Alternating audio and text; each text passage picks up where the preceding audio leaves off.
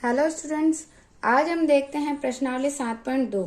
ठीक है, पहला क्वेश्चन क्या है। सेल के दौरान एक दुकान सभी वस्तुओं के अंकित मूल्य पर 10% बट्टा देती है। रुपए 1450 अंकित मूल्य वाला एक जींस और 2 कमीजें जिनमें से प्रत्येक का अंकित मूल्य 850 रुपए है को खरीदने के लिए किसी ग्राहक को कितना भुगतान करना पड़ेगा। तो इसमें सबसे पहले हमें क्या क्या ज्ञात होना चाहिए कि अंकित मूल्य क्या होता है, बट्टा क्या है, क्रय मूल्य, विक्रय मूल्य, ये सभी हमें पहले पता होने चाहिए। तो सबसे पहले होता है क्रय मूल्य। क्रय मूल्य क्या होता है, जिस मूल्य पर वस्तु खरीदते हैं हम, जिस मूल्य पर वस्तु खरीदते हैं उसको हम क्रय मूल्य बोलते हैं, तथा जिस मूल्य पर वस्तु को बेचते हैं उसको विक्रय मूल्य बोलते हैं। ठीक है, अगर हमने किसी वस्तु को खरीदा 100 रुपए में और तो उसको क्या बोलेंगे हम, क्रय मूल्य। ठीक है, और अगर इसको 120 रुपए में बेच दिया तो इसको हम क्या बोलेंगे, विक्रय मूल्य।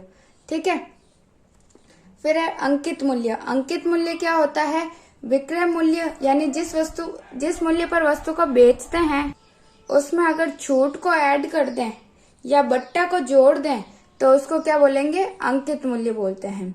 फिर बट्टा क्या है, बट्टा एक छूट होती है जो अंकित मूल्य पर देते हैं। ठीक है, अगर हम एक वस्तु का मूल्य 120 रुपए है, कोई दुकानदार उसमें 20 रुपए बढ़ाकर हमें 140 रुपए में अगर वो वस्तु दे रहा है, ठीक है, तो इसको हम बोलते हैं अंकित मूल्य। ठीक है, ये तो है अंकित मूल्य। और ये जो है वो हमारे पास विक्रय मूल्य है, क्योंकि विक्रय मूल्य पर कोई वस्तु देता है कोई दुकानदार के पास।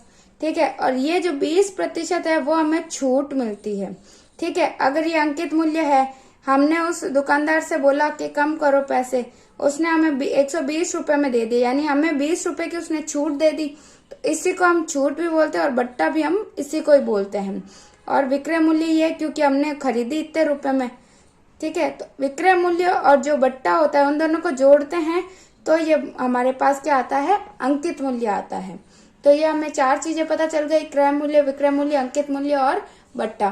ठीक है, उसके बाद एक ट्रिक होती है जिससे हमें प्रश्न सॉल्व करने हैं। ठीक है, अगर हमें बोल दें कि अगर हमें 2 चीजें एक साथ दी, जैसे विक्रय मूल्य दिया हुआ है, एक विक्रय मूल्य इस बी के बराबर है, एक का विक्रय मूल्य बी के बराबर है, अगर ये दोनों बराबर है तो हमें अगर सी पूछा है तो हम क्या करते हैं, सी बराबर जो बी है ए बटा बी नहीं, बी बटा ए, यानी बी जो है वो ऊपर आएगा, ये ए इसके नीचे आ जाएगा, इंटू जो हमें सी पूछा है उसको यहाँ पे और हम मल्टीप्लाई कर देंगे। ठीक है, इधर इसको गुणा कर देंगे तो जो आंसर आएगा वो हमारा उत्तर होगा।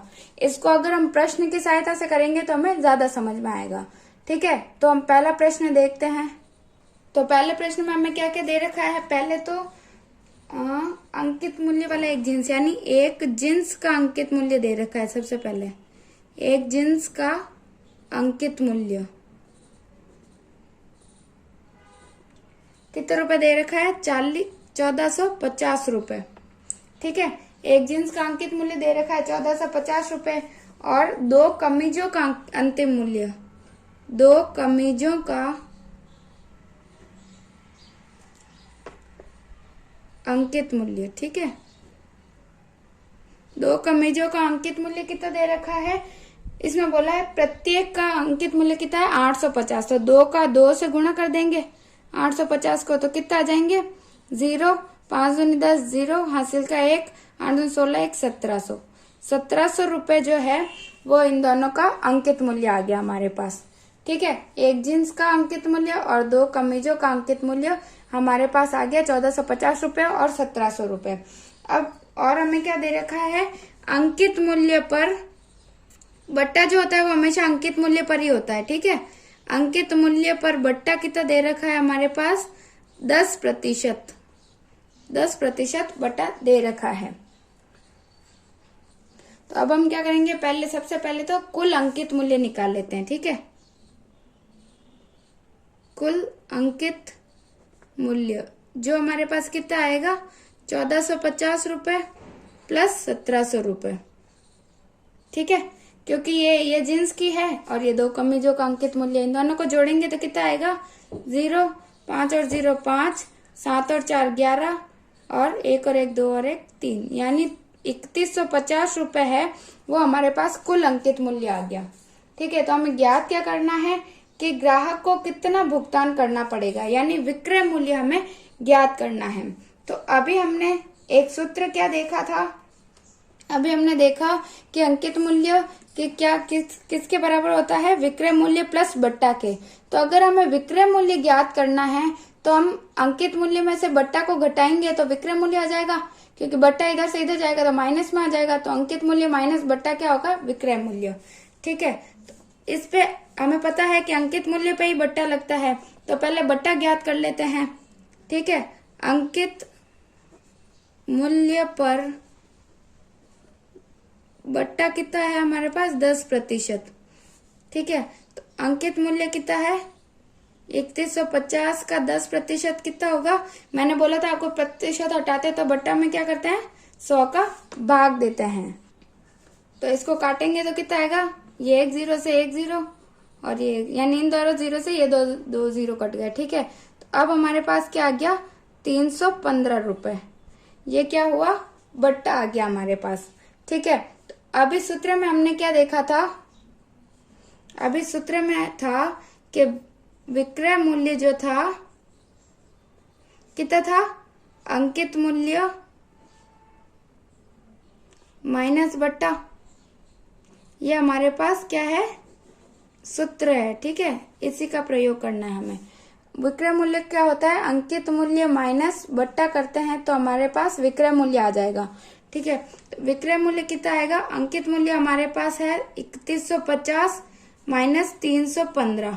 ठीक है, तो घटाएंगे तो कितना आएगा, हम ऐसे भी घटा सकते हैं लेकिन आपके लिए मैं बता देती हूँ इसको अलग से घटा के। ठीक है, 315 तो माइनस करना है, इधर 4 इधर 10, 10 में से 5 गया तो 5, 4 में से 1 गया तो 3, इधर बचा 1 में से 3 जाएगा नहीं, इधर बच गया 2, इधर हो गए 11, 11 में से 3 गए तो कितने बचे 8 और फिर यहाँ पे 2, यानी 2835 रुपए जो है वो हमारे पास विक्रय मूल्य आ जाएगा।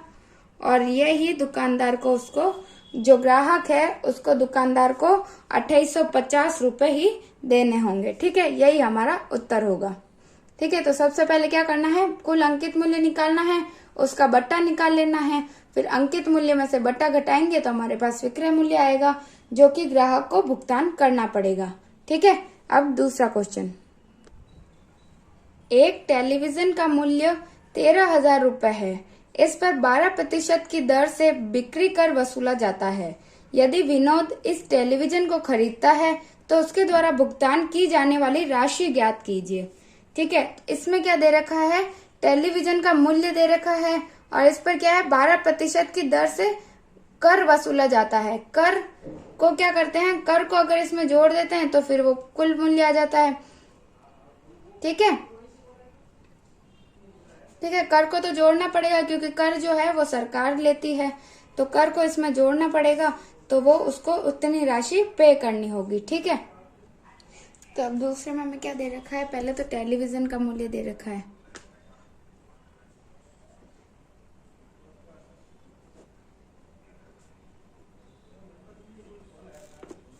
13,000 रुपए। ठीक है, टेलीविजन का मूल्य हमारे पास कितना दे रखा है 13,000 रुपए, इस पर क्या है 12% की दर से बिक्री कर वसूला जा रहा है। ठीक है, तो कर कितना वसूल रहे हैं 12%।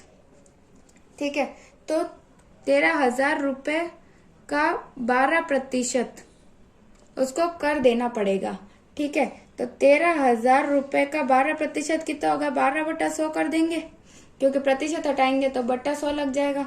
ठीक है, 2 जीरो से ये 2 जीरो कट गए तो कितना आया 130 इंटू 12, तो ये कितना हुआ 12 एकम 12, 12 दूनी 24, 12 तिया 36, 6 हासिल का 3, 12 एकम 12 और 3 15।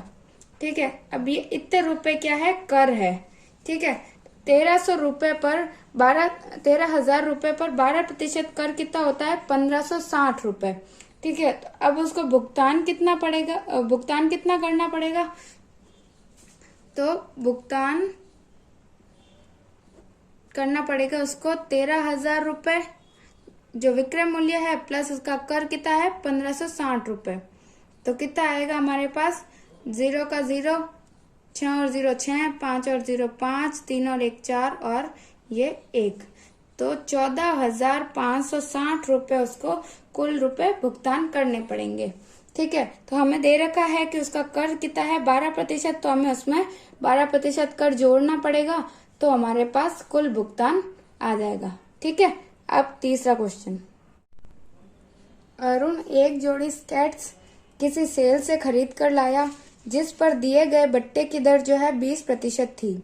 यदि उसके द्वारा भुगतान की गई राशि 1600 रुपए है तो अंकित मूल्य ज्ञात कीजिए। अब प्रश्न में हमें क्या दे रखा है, एक तो दे रखा है अरुण द्वारा भुगतान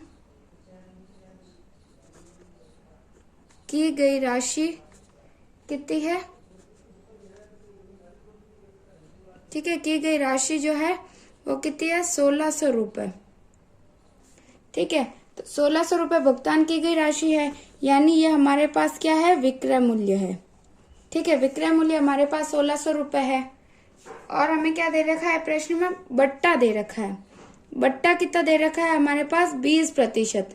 तो मैंने अभी आपको बताया था कि बट्टा हमेशा किस पे लगता है, अंकित मूल्य पर ही होता है। ठीक है, तो हमें मानना पड़ेगा, माना अंकित मूल्य कितना है 100 रुपए। ठीक है, हमेशा अंकित मूल्य हम 100 रुपए ही मानेंगे। ठीक है, मान लिया अंकित मूल्य 100 रुपए है और अंकित मूल्य पर ही बट्टा लगता है 20%, तो अंकित मूल्य पर बट्टा कितना होगा, अंकित मूल्य पर बट्टा जो है वो है 20%। तो अंकित मूल्य कितना है 100 पर 20% कितना होगा 20/100। तो 100 से 100 कट गया तो कितना आया 20। अंकित मूल्य 100 रुपए पर बट्टा है 20% यानी 20 रुपए। ठीक है, तो इससे विक्रय मूल्य क्या आता है, हमारे पास एक सूत्र मैंने अभी बताया था, विक्रय मूल्य क्या होता है अंकित मूल्य माइनस बट्टा। ठीक है, तो इससे हमारे पास विक्रय मूल्य क्या आ जाएगा, अंकित मूल्य है 100 रुपए माइनस बट्टा 20 रुपए, तो 80 रुपए हमारे पास विक्रय मूल्य आ गया। ठीक है, तो अब हमारे पास एक सूत्र मैंने बताया था, एक ट्रिक मैंने बताया था, क्या बताया था, A बराबर B बताया था ना, A बराबर B वाला। तो वो ट्रिक हमें यूज करना है। क्या था वो ट्रिक, वो ट्रिक क्या बताया था मैंने, A बराबर B अगर कुछ है तो A कुछ भी हो सकता है, A B जो बराबर होने चाहिए, या तो अंकित मूल्य हो सकता है, विक्रय मूल्य हो सकता है, कुछ भी हो सकता है। ठीक है, ये अगर बराबर है तो C क्या होता है B/A इंटू C। ठीक है, ये हमारे पास एक फॉर्मूला बोल दो या कोई ट्रिक बोल दो, कुछ भी बोल सकते हैं। तो इधर हमारे पास A और B बराबर में क्या है, एक तो ये हमारे पास विक्रय मूल्य है और ये भी हमारे पास विक्रय मूल्य है, तो ये दोनों बराबर में है, तो हम इन दोनों को क्या करेंगे बराबर में रखते हैं। ठीक है, पहले क्योंकि A और B बराबर है, तो यानी हमारे पास 80 रुपए है, वो किसके बराबर है 1600 रुपए के।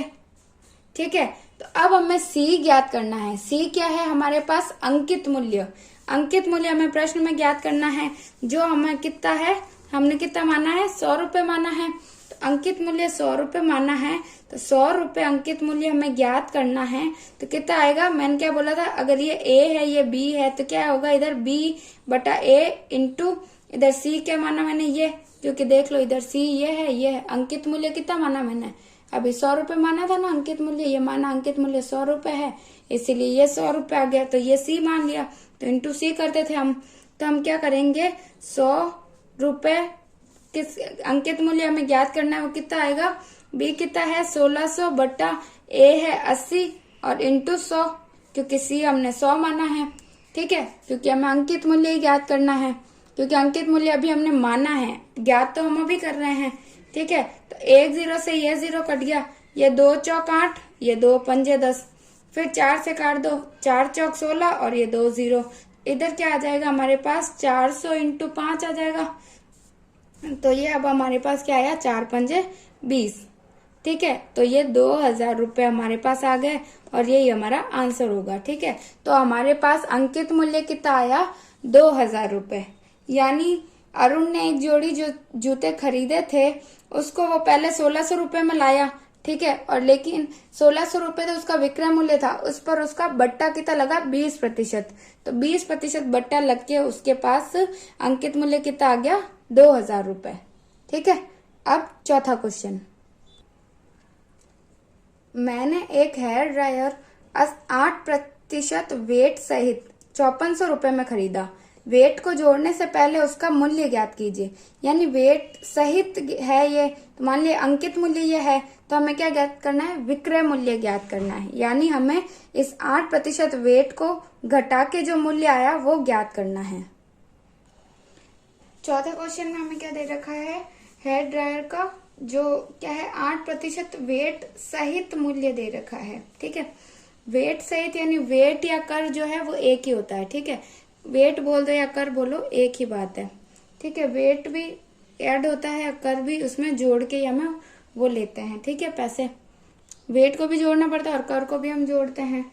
ठीक है, वेट है 8% और मूल्य कितना दे रखा है हमें? 5400 रुपए। ठीक है, और उस हेयर ड्रायर का मूल्य वेट सहित इतना दे रखा है, तो हमें क्या ज्ञात करना है कि इस वेट को ज्ञात करना है, फिर इसमें से घटाना है, तो फिर हमारे पास आ जाएगा। और उस अगर हम इतना करेंगे, पहले इसका प्रतिशत निकालेंगे फिर इसको घटाएंगे, इससे अच्छा हमारे पास जो मैंने एक ट्रिक बताई थी वो क्या थी? A बराबर B और C बराबर B बटा A इंटू C। ठीक है, ये हमेशा याद रखना, क्योंकि ये सारे क्वेश्चन इसी से ही सॉल्व हो जाएंगे। ठीक है, तो अब चौथा और पांचवा भी इसी से होगा। पहले तो हमारे पास ये है विक्रय मूल्य। ठीक है, ये हमारे पास अंकित मूल्य है, क्योंकि इसमें वेट जुड़ा हुआ है, इसीलिए ये अंकित मूल्य है। ठीक है, तो एक हमारे पास अंकित मूल्य अगर है तो ये क्या है? हम मान लेते हैं। ठीक है, माना अंकित मूल्य जो है वो है 100 रुपए। ठीक है, 100 रुपए अगर हमने माना, तो इसमें भी वेट को ऐड कर दे। अगर वेट जोड़ने पर अगर इसमें वेट को जोड़ दे तो कितना होगा? 100 प्लस 8, क्योंकि 8%, 100 का 8% कितना होगा? 100 इंटू 8 बटा 100, 100 से 100 कट जाएगा तो 8 ही आएगा। तो 100 का 8% 8 ही आएगा। तो 100 प्लस 8 कितना हो गया? 108 रुपए। अब क्या है हमारे पास? ये आ गया हमारा अंकित मूल्य। ठीक है, ये मूल्य जो है वो 108 रुपए के बराबर है। ठीक है, ए बराबर बी बोला है मैंने, वैसा ही 108 बराबर कितना हुआ? 5400 रुपए, क्योंकि इसमें भी वेट जुड़ा हुआ है, इसमें भी वेट जुड़ा हुआ है। ठीक है, अगर हमने विक्रय मूल्य मान लिया, यहाँ पे ये विक्रय मूल्य है। ठीक है, विक्रय मूल्य मान लिया 100 रुपए, इसमें हमने वेट जोड़ दिया तो 108 रुपए हो गए। वो किसके बराबर है? 5400 रुपए के बराबर है। ठीक है, अब सी हमें क्या ज्ञात करना है?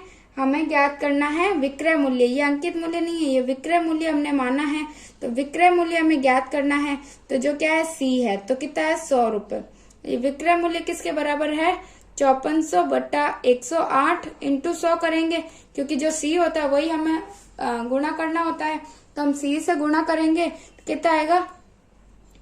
तो अब सबसे पहले हम इसको काट लेते हैं। 2 से काटते हैं, 2 पंजे 10, 2 चौक 8। ठीक है, इसको काटते हैं 2 पंजे 10 और ये 0। फिर ये 54 है, इधर भी 54, तो 54 का कितनी बार जाएगा? 54 एकम 54, इधर 54 एकम 54, ये 2 0। ठीक है, इधर हमारे पास क्या आ गया? 100 इंटू 50। ठीक है, 100 इंटू 50 आ गया, यानी 5000 हमारे पास रुपए आ गए। यानी 5000 रुपए में उसने इसका मूल्य कितना था? 5000 रुपए था, जिसमें 8% जो है इसका वेट जुड़ा, तो उससे 5400 रुपए देने पड़े। ठीक है, तो उसने यही बोला है कि उसके पैसे तो इतने थे, लेकिन उसमें 8% वेट जुड़ा हुआ था। अब वेट हटा दिया तो कितने रुपए हुए? तो कितने बोलेंगे हम? 5000 रुपए होंगे, और यही हमें ज्ञात करना था। ठीक है, ऐसे ही पांचवा क्वेश्चन भी ऐसा ही है। पांचवा प्रश्न क्या है? कोई वस्तु 18% जीएसटी सम्मिलित करने के बाद 1239 रुपए में खरीदी गई, तो जीएसटी जोड़ने से पहले उसका मूल्य ज्ञात कीजिए। ये भी चौथा क्वेश्चन जैसा ही है, इसमें जुड़ी भी है, तो उसका 18% को हमें लेस करना है, इसमें से घटाना है। ठीक है, तो देखते हैं।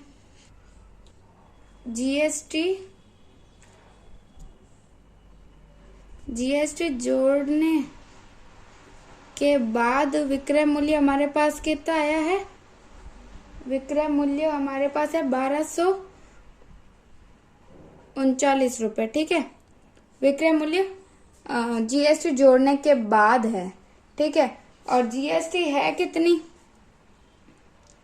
जीएसटी कितनी जोड़ी है? 18%।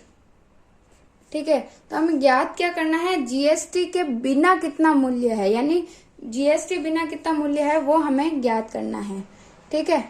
तो हम क्या मान लेते हैं, हम माना प्रारंभिक मूल्य हमें ज्ञात करना है। तो पहले हम मान लेते हैं प्रारंभिक मूल्य हमने 100 रुपए है, क्योंकि हमें प्रारंभिक मूल्य ज्ञात करना है, जोड़ने के बाद ये विक्रय मूल्य हुआ है।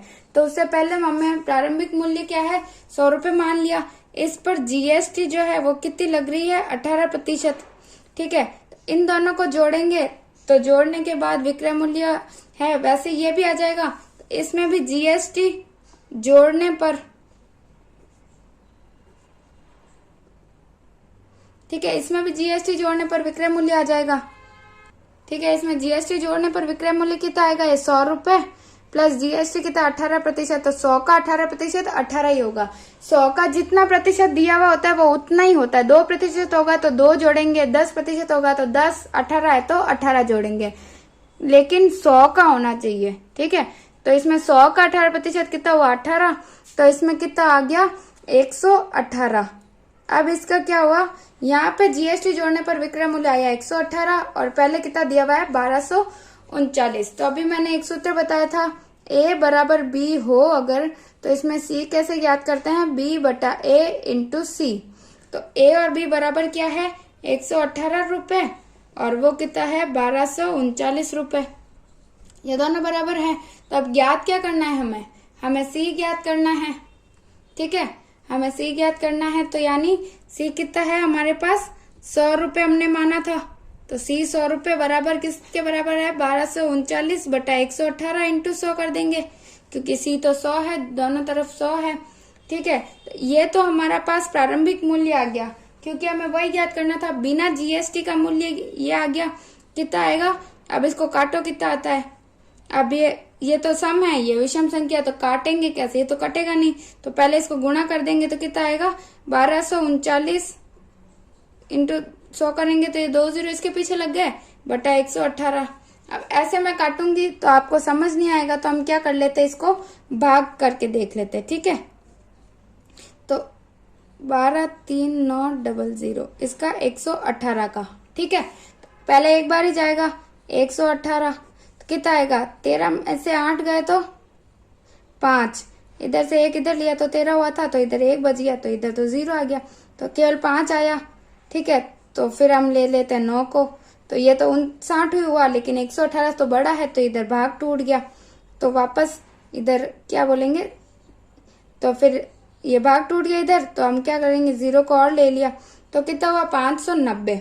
ठीक है। अब कितनी बार जाएगा, अब लगा हम 5 का भाग देख के देख लेते कितना आता है, 8 पंजे 40, 0 हासिल का 4, 5 एकम 5, 9 और 590। ठीक है। 5 का भाग देंगे, अगर 5 का गुणा करेंगे तो आएगा 590। इससे हमारा भाग पूरा हो गया। 1 0 बचा हुआ है तो इसको हम इधर लिख देते हैं, क्योंकि इससे भी भाग टूट जाएगा। ठीक है। तो अब हमारे पास क्या आ गया, इसका अगर इनको भाग देंगे तो हमारे पास आ जाएगा 1050 रुपए। ठीक है। तो यही हमें ज्ञात करना था, यानी हमारे पास जीएसटी के बिना जो है कितने रुपए आ गए, 10,1050। ठीक है। यानी जीएसटी जोड़ने से पहले वस्तु का मूल्य कितना था, 1050 रुपए। यही हमारा उत्तर होगा। ठीक है। और जीएसटी जोड़ने के बाद कितना लिया था, 1239 रुपए। ठीक है। तो हमें सारे क्वेश्चन में यही ध्यान रखना है कि एक तो ये ट्रिक याद रखनी है, ए बराबर बी वाली, और सबसे पहले जो दिया हुआ है उसका हमें पहले मान लेना है, और मान के हमने सारे इसका अंकित मूल्य ज्ञात करके या जो विक्रय मूल्य दे रखा है उससे हमें ये ज्ञात कर लेना है। ठीक है। तो इस प्रकार ये 7.2 भी यहाँ पे समाप्त होती है। अगली क्लास में हम 7.3 को समझेंगे। और अगर आपको मेरा ये वीडियो पसंद आया है तो इसको लाइक करिए, अपने दोस्तों में शेयर करिए और मेरे इस YouTube चैनल को सब्सक्राइब कीजिए।